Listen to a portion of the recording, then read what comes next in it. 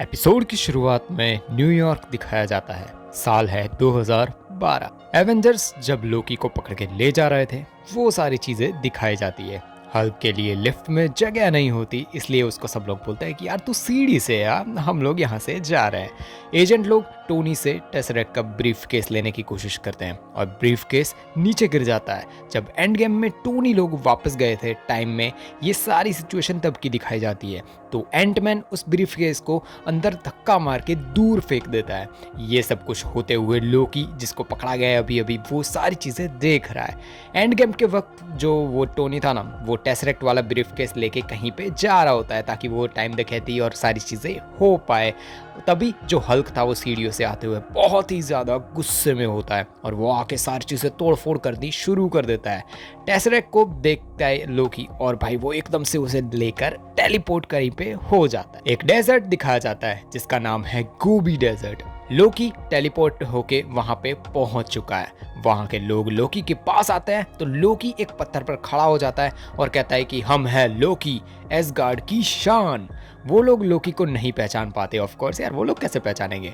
एकदम से एक दरवाजा खुलता है और कुछ लोग वहां से बाहर आते हैं। उनकी वेशभूषा एकदम अलग ही है। एक औरत बाहर आके कहती है कि फिर से किसी ने समय के अंदर बहुत ही ज्यादा दखल अंदाजी की है।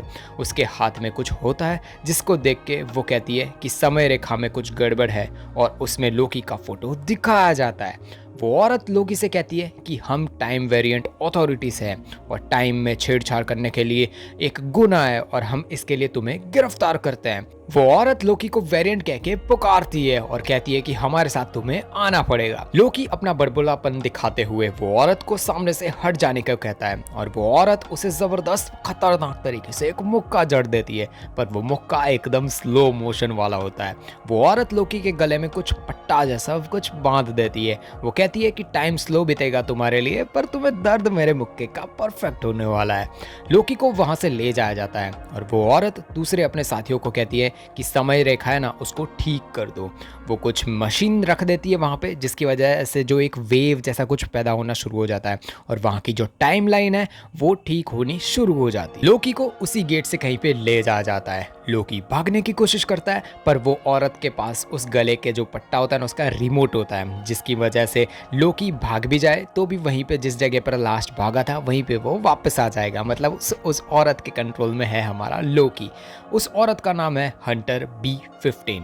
वो रिसेप्शन पे बैठे एक आदमी को कहती है कि इस चीज़ को, यानी जो टेसरेक्ट वो लेके आए, इसको एक सबूत की तरह यहाँ पे रख लिया जाए। वो कहता है कि ये क्या है, मतलब जो रिसेप्शन पे बैठा है वो आदमी पूछता है कि ये क्या है। हमारा लोकी एकदम से जवाब देता है कि इसको बोलते हैं टेसरेक्ट। लोकी को एक जगह पर ले जाया जाता है। एक रोबोट लोकी के कपड़े एकदम से उतार देता है और लोकी कुछ अलग ही कपड़ों में आ जाता है जिसके ऊपर TVA लिखा हुआ है। एक आदमी कहता है कि तुमने जो भी कहा उसे वेरीफाई करो और यहाँ पे साइन कर दो। लोकी कहता है कि क्या, मतलब वो कंफ्यूज हो चुका है कि क्या बोल रहे हो तुम। तो एक पेपर और एक प्रिंट होके वहां पे आ जाता है जिसमें लिखा होता है क्या, मतलब जो अभी लोकी ने बोला वो भी प्रिंट होके आ चुका है। एक प्रॉपर, मतलब सारी चीजें जो जिस चीजों के बारे में हो लोकी ने आज तक जिंदगी भर में बोला है, उन सारे के पेपर्स वो होते हैं। वो आदमी कहता है कि इसमें भी तुम्हें साइन करना होगा। लोकी जो भी कहता है उसका एक पेपर प्रिंट होता है और वो आदमी उस पर साइन करने को लोकी को कहता है। लोकी साइन ऑफ कोर्स कर देता है, थोड़ा बहुत डर जाता है पर वो साइन कर देता है। जैसे ही लोकी साइन पूरी करता है उसके नीचे एक और दरवाजा खुलता है और लोकी सीधा उससे नीचे गिर जाता है। वहां एक आदमी कहता है कि कंफर्म करो कि तुम रोबोट नहीं हो और तुम भी एक इंसान हो और तुम दुनिया के रहने वाले हो, लोगों में से एक आत्मा नहीं हो भाई। मतलब एक आत्मा है तुम्हारे अंदर, दुनिया में जितने लोग रहते हैं ना वैसे ही तुम्हारे अंदर भी एक आत्मा है, तुम एक रोबोट नहीं हो। ये प्रूव करना होगा इस मशीन से आगे बढ़ते वक्त। लोकी कहता है कि ये भी तो हो सकता है कि भाई मेरे अंदर कोई मशीन हो या कुछ हो। वो आदमी कहता है, लोकी को कहता है कि आगे बढ़ो, तुम कुछ भी हो जाए। लोकी कहता है कि हो सकता है हम रोबोट हो और मुझे ही ना पता हो। वो आदमी कहता है कि ये मशीन तुम्हें एड़ी से चोटी तक पिघला के रख देगी अगर तुम एक रोबोट होगे। लोकी डरते हुए उस मशीन से आर पार चला जाता है और ऑफ कोर्स वो रोबोट नहीं है तो वो बच जाता है। एक फोटो बाहर आती है और लोकी पूछता है कि ये क्या है। वो आदमी कहता है इसे टाइम सेल्फी कहते हैं। लोकी के सामने एक दरवाजा खुलता है। वहां का एक गार्ड दूसरे एक आदमी जिसने लोकी जैसे ही कपड़े पहने थे उससे टिकट लेने को कहता है। वो आदमी मना कर देता है कि मैं टिकट विकेट नहीं लेने वाला, मुझे ऐसे यहाँ पे क्यों ला दिया है, मतलब चिल्लाना शुरू कर देता है। वो आदमी कहता है, लोकी को भी कहता है कि टिकट ले लो। तो लोकी होता है भाई वो ज़्यादा बड़बोलापन तो दिखाता ही है, बट जितने भी लोग वहाँ पे खड़े हैं उन सबको मिनट मैन कहते हैं, पर वो अपनी टिकट ले भी लेता है लोकी। वो ऐसा कोई कुछ चीटिंग नहीं करता, जो आगे वाला बंदा करके क्या ना कि टिकट लिए भी नहीं चला गया, लोकी ले लेता है और लाइन में आगे बढ़ देता है, जो लाइन में कोई होता ही नहीं है। लोकी कहता है कि ये सब गलत हो रहा है, मुझे यहाँ नहीं होना चाहिए। और पीछे से एक औरत भी यही सेम चीज़ बोलती है कि हाँ नहीं होना चाहिए, पता नहीं कौन बोल रहा है। एक टीवी में घड़ी जैसी कोई चीज़ दिखाई जाती है, उसका नाम होता है मिस मिनट। वो कहती है कि टाइम वेरिएंस अथॉरिटी में आपका स्वागत है। वो कहती है कि मेरा काम है आपको कोर्ट में पेश होने से पहले आपको यहाँ पे जितनी भी चीजें उसके रूल्स और रेगुलेशन सारी चीजें तुम्हें बता देना। मिस मिनट कहानी शुरू कर देती है, रूल्स बताना शुरू कर देती है और कहती है कि बहुत सालों पहले सारे ब्रह्मांडों में जंग छिड़ी हुई थी, अनगिनत समय रेखाओं के बीच में भिड़ंत हो रही थी, जिससे सिर्फ बर्बादी ही बर्बादी हुए जा रही थी। पर फिर मौके को संभालने आए समय रक्षक, उन्होंने अलग अलग समय रेखाओं की भिड़ंत को एक रेखा में बंद कर दिया, जिसे कहते हैं शाश्वत समय रेखा। और आज तक समय रक्षकों के कंधों पर ब्रह्मांड के समय की जिम्मेदारी है। पर कभी कभी आप जैसे विद्रोही समय रक्षकों के बनाए नियम को दांव पर रख देते हैं, हम उन्हें कहते हैं वेरिएंट। शायद आप किसी जंगल में हो या आप बस ऑफिस के लिए लेट हो गए हो, और कारण जो भी हो अपनी समय रेखा पर शॉर्टकट मारने से ये सारी चीजें शुरू हो जाती है, एक नया चेन रिएक्शन शुरू हो जाता है, जिससे समय रेखा में नए शाखाओं की सुनामी आ जाती है। पर चिंता ना करें, इस समस्या को हल करने के लिए ही समय रक्षकों ने टीवीए और उनकी दमदार टीम बनाई हुई है। आपकी गलती को सुधारने और समय की पटरी को सीधा लाने के लिए टीवीए ने ये सारे कदम उठाए हैं। आपने समय रेखा का उल्लंघन किया हुआ है, इसलिए आप पे मुकदमा चलाया जा रहा है। तैयार हो जाइए, जल्द ही आप जज के सामने पेश किए जाएंगे। आप अपनी टिकट लेना बिल्कुल भी मत भूलना। आपकी सुनवाई जल्द से जल्द शुरू की जाएगी। समय शाश्वत है। लोकी को ये सारी चीजें सुनकर बहुत ही ज्यादा हंसी आ जाती है और वो कहता है कि ये सारी बकवास को कौन ही मानने वाला है। उधर मिनटमैन वो आदमी से टिकट मांगता है। वो आदमी झूठ बोल देता है कि मैंने तो वहां पे टिकट ली थी पर मुझे यहाँ पे आई नहीं है। वो आदमी झूठ बोल देता है कि मैंने टिकट मांगा पर वहां पे मिनटमैन ने दिया ही नहीं। मिनटमैन उस आदमी को सीधा एक डंडे से गायब ही कर देता है और ये देखकर लोकी एकदम कंफ्यूज हो जाता है कि ये क्या हो गया। एक्स-एन-प्रोवेंस फ्रांस दिखाया जाता है। साल है 1549।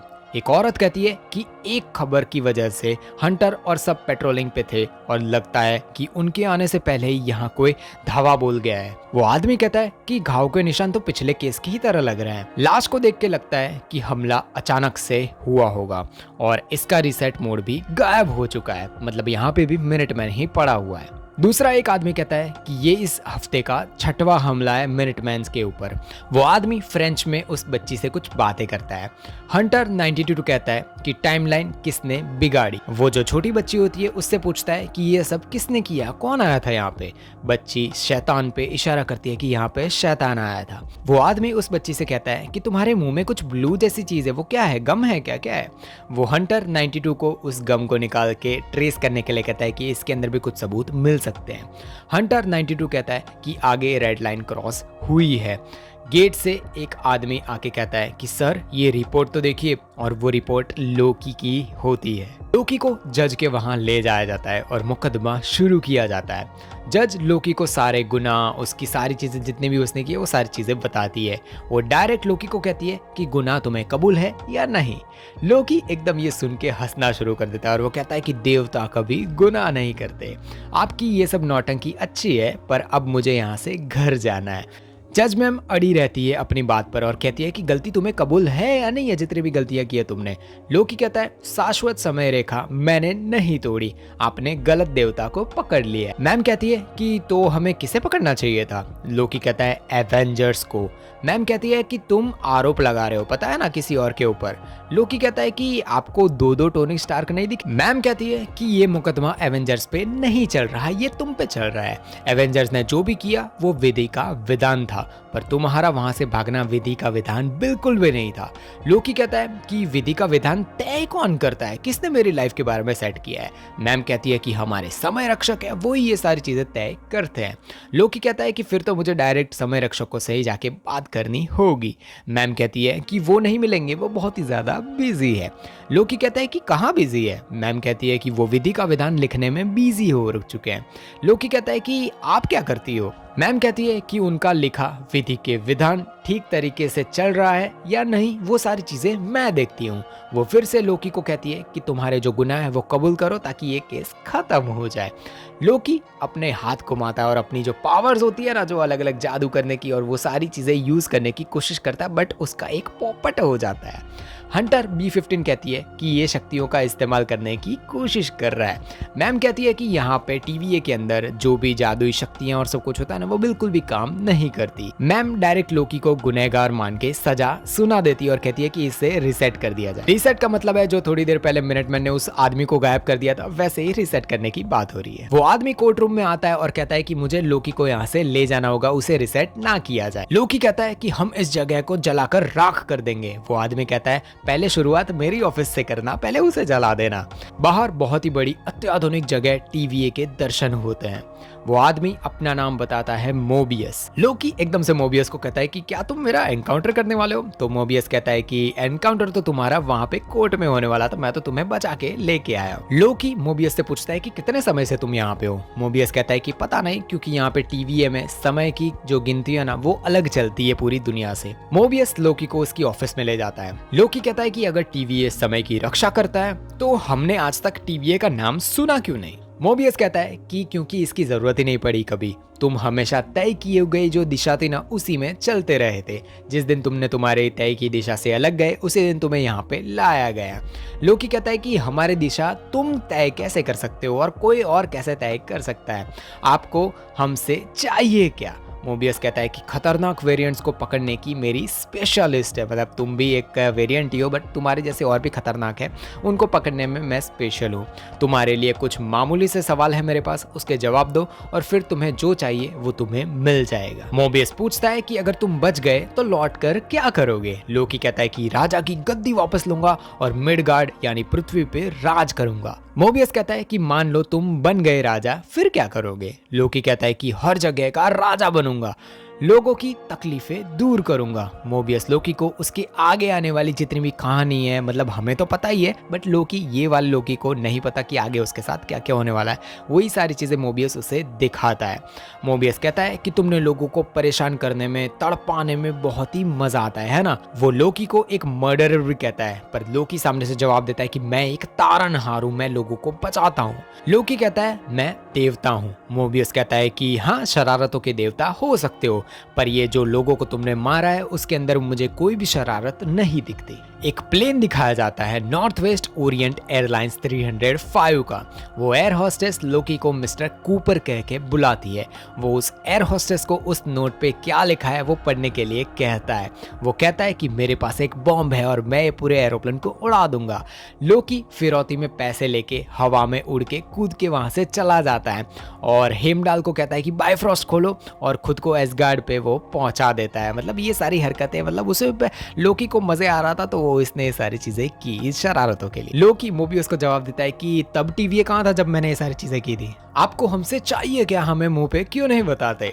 मोबियस कहता है कि मुझे बस इतना जानना है कि जो तुम करते हो वो करते क्यों हो। मोबियस लोकी को उसका फ्यूचर दिखाता है और उसने अगर टेसरेक्ट नहीं उठाया होता तो क्या क्या होता, वो सारी चीज़ें दिखाता है लोकी को। उसके एसगार्ड की जेल में दिखाया जाता है कि लोकी वहाँ पे था, उसकी माँ को दिखाया जाता है। मोबियस कहता है कि तुमको लगता है कि तुम्हारे डार्क एल्व्स को थॉर के पास भेजा था, पर वो लोग तुम्हारे महल के ऊपर हमला शुरू कर दिया था उन लोगों ने, पर असल में तुम्हारी वजह से वो तुम्हारी माँ तक पहुँच गए और उनको मार दिया। मतलब तुम्हारी माँ मरी और डार्क एल्व्स की वजह से, और उनको भेजा तुमने ही था, तो तुम्हारी वजह से ही वो सारी चीज़ें हुई थी। लोकी को इन सब पे भरोसा नहीं होता कि ये जो तुम दिखा रहे हो वो सब नकली है। मोबियस कहता है कि पहले से तुम ऐसे ही थे और इसीलिए जो चीज़ें तुम करते हो उसका श्रेय कोई और ले जाता है। इन शॉर्ट वो एवेंजर्स की बात कर रहा होता है। हंटर B-15 आके मोबियस से कहती है कि एक यहाँ पे प्रॉब्लम हो चुकी है। हंटर कहती है कि हमने एक और यूनिट खो दिया है। मोबियस अंदर आता है पर लोकी वहां से भाग चुका होता है। रिसेप्शन पे जो आदमी बैठा होता है वो लोकी को पहचान लेता है कि तुम तो अभी आए थे यहाँ पे। लोकी उसे उसका नाम पूछता है और वो उसे उसका नाम केसी बताता है। लोकी केसी को धमका के कहता है कि टेसरेक्ट दे दो वरना मैं तुम्हें मछली की तरह मसल दूंगा। केसी भी एकदम से कंफ्यूज हो जाता है और बोलता है कि यार ये मछली क्या है, मुझे तो पता ही नहीं है। केसी लोकी को टेसरेक्ट दे देता है और लोकी देखता है कि वो डेस्क के अंदर बहुत सारे इन्फिनिटी स्टोन्स पड़े हुए हैं। भाई साहब पहले 3-4 फेज जो पूरा टेसरेक्ट और ये सारे इन्फिनिटी स्टोन्स पे गया है, वो इन्फिनिटी स्टोन्स ऐसे ही यहाँ पे पड़े हुए हैं ड्रॉअर्स के अंदर, क्योंकि ऑफ कोर्स यहाँ पे टीवी के अंदर कोई जादू कोई भी चीज़ें काम नहीं करती क्योंकि ये समय से बाहर है। लोकी केसी से पूछता है कि ये तुम्हारे पास कैसे आए। केसी कहता है कि ऐसे तो मेरे पास बहुत सारे हैं, ऑफिस में पेपर वेट की तरह हम इसे यूज़ करते हैं। और भाई साहब थैनोस ने इन्फिनिटी स्टोन्स के लिए पूरी तबाही मचा दी और यहाँ पे पेपर्स के जो होते हैं ना कि पेपर वेट की तरह इसे यूज़ किया जा रहा है। हंटर B-15 आ जाती है वहाँ पे और फिर से लोकी भागकर मोबियस के रूम में पहुँच जाता है। वो उसका खुद का फ्यूचर देखता है कि कैसे उसकी माँ मरी उसकी वजह से, कैसे ओडिन मरे, कैसे थॉर के साथ वो भाई जैसा बन गया और कैसे उसकी मौत हुई थैनोस के हाथों। सारी चीज़ें वो फिर से देख लेता है। हंटर B-15 वहां पहुंच जाती है। B-15 और लोकी के बीच एकदम से लड़ाई शुरू हो जाती है। लोकी उसका जो गले का पट्टा होता है ना वो सीधा बांध देता है हंटर B-15 के ऊपर। वो हंटर को परेशान करता है बहुत ही ज्यादा। मोबियस आता है और लोकी उसे पूछता है कि मैं अपनी समय रेखा में वापस नहीं जा सकता है ना। लोकी इमोशनल हो जाता है बहुत ज्यादा और कहता है कि हमें औरों को तड़पाने में बिल्कुल भी खुशी नहीं मिलती, ये सब करना पड़ता है क्योंकि मेरे पास और कोई रास्ता बचता ही नहीं है। लोकी खुद को एक विलन कहता है। मोबियस कहता है कि मैं तुम्हें ऐसा नहीं समझता, तुम विलन तो बिल्कुल भी नहीं हो। लोकी कहता है यहाँ तो अनंत मणि भी काम नहीं करते जिसके लिए बहुत ज्यादा लड़ाई हो चुकी है। मोबियस लोकी को कहता है कि एक भगोड़ा वेरिएंट हमारे मिनटमैन लोगों को मारे जा रहा है और उसे लोकी की मदद चाहिए उस वेरिएंट को पकड़ने के लिए। वह भगोड़ा और कोई नहीं लोकी का ही एक अलग वेरिएंट है। सेलिना ओक्लूहामा दिखाया जाता है। साल है 1858। वहाँ हंटर्स आते हैं और एक चीज उनको दिखाई पड़ती है। मिनटमैन के हाथों से उस चीज को स्कैन किया जाता है और पता चलता है कि वो भविष्य से है। मतलब ये जो भी चीजें वहां पे पड़ी हुई है ना, जो आर्टिफैक्ट है वो भविष्य से आया हुआ है यहाँ पे, मतलब कोई ना कोई टाइम में ट्रैवल करके यहाँ पे आया है। दूसरा मिनटमैन कहता है कि किसी पागल के हाथ टाइम मशीन लग गई होगी और उसी वजह से ये चीज यहाँ पे आई है। उनको थोड़ी ही दूर एक कोई पर्सनालिटी या फिर कुछ ऐसा दिखता है जो भाई अंधेरे में बैठा हुआ है। वो अनजान शख्स हर जगह पे आग लगा देता है और जितने भी मिनटमैन वहां पे होते हैं सारे लोग वहां पे मर जाते हैं।